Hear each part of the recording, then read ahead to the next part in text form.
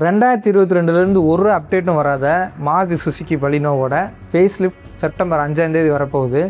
இந்த நியூஸ் வந்ததுலேருந்து பல பேர் மைண்டில் ஓடுற ஒரே கேள்வி இதுதான். ஹூண்டாய் i20 N-லைனுக்கு போட்டியாக பலினோலையும் அந்த 1 லிட்டர் பூஸ்டர் ஜெட் இன்ஜினை கொண்டு வர போகிறாங்களா? பலினோவை இப்போ எடுக்கலாமா? அப்படி இல்லைன்னா கொஞ்சம் லேட்டராக எடுக்கலாமா? 3 சிலிண்டர் வரப்போகுதுன்னா நான் இப்போயே போய் எடுக்கிறேன், அப்படி இல்லை 4 சிலிண்டர் வரப்போகுதுன்னா நான் வெயிட் பண்ணி எடுக்கிறேன். ஆக்சுவலாக நிறைய ஆட்டோமொபைல் சேனலில் அவங்க சொல்கிற விஷயம் என்னென்னா, கண்டிப்பாக 3 சிலிண்டர் இன்ஜினை தான் கொண்டு வர போகிறாங்க அப்படின்றது ஆணித்தரமாக சொல்கிறாங்க. நெக்ஸா ஷோரூம்லேயுமே நம்ம சில ஷோரூமில் விசாரித்தப்போ செப்டம்பருக்கு அப்புறம் 3 சிலிண்டர் இன்ஜின் வரப்போகுது அப்படின்றத சொல்கிறாங்க. ஆனால் மாருதி சுசுகி அஃபிஷியலாக எந்த இடத்துலையும் பலினோவில் இருக்கக்கூடிய 4 சிலிண்டர் இன்ஜினை ட்ராப் பண்ணிவிட்டு 3 சிலிண்டர் இன்ஜினை கொண்டு வர போகிறோம் அப்படின்றத சொல்லலை. ஓகே, இதில் என்னோட கருத்து என்னவாக இருக்கும்னா, எனக்கு தெரிஞ்சு என்ட்ரி லெவல் கார்களான டிசைர் மற்றும் ஸ்விஃப்ட் அதுலேருந்து ஒரு தனித்துவமாக காமிக்கணும் அப்படின்றதுக்காக கண்டிப்பாக இந்த 1.2 லிட்டர் 4 சிலிண்டர் இன்ஜினை இப்போதைக்கு வச்சுருப்பாங்க அப்படின்ற மாதிரி தான் எனக்கு தோணுது.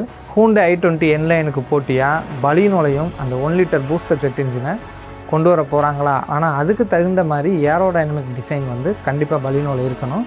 என்ன தான் பலினோ வந்து பார்க்குறதுக்கு ஒரு மாதிரி க்யூட்டான காராக இருந்தாலும் ஏரோடைனமிக்ஸ்ன்றது கண்டிப்பாக அந்த காரில் கிடையாது.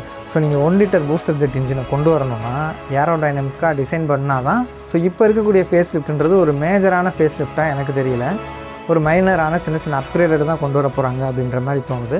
அதனால் அந்த 1 லிட்டர் பூஸ்டர் ஜெட் இன்ஜினை இப்போ கொடுப்பாங்களான்றது கண்டிப்பாக டவுட் தான். பர்சனலாக என்னோட விருப்பம் என்னென்னா, அந்த 1.2 லிட்டர் 4 சிலிண்டர் இன்ஜினை அப்படியே வச்சு மெயின்டைன் பண்ணாங்கன்னா நல்லாயிருக்கும். அப்போ தான் அது i20க்கு போட்டியாக இருக்கும். அந்த 4 சிலிண்டர் எடுத்துகிட்டு 3 சிலிண்டர் கொடுத்துட்டாங்கன்னா கண்டிப்பாக அது i20க்கு எந்த விதத்திலும் காம்படிட் பண்ணாது அப்படின்றது என்னோட கருத்து. நீங்கள் என்ன நினைக்கிறீங்க அப்படின்றதையும் கமெண்ட் செக்ஷனில் சொல்லுங்கள்.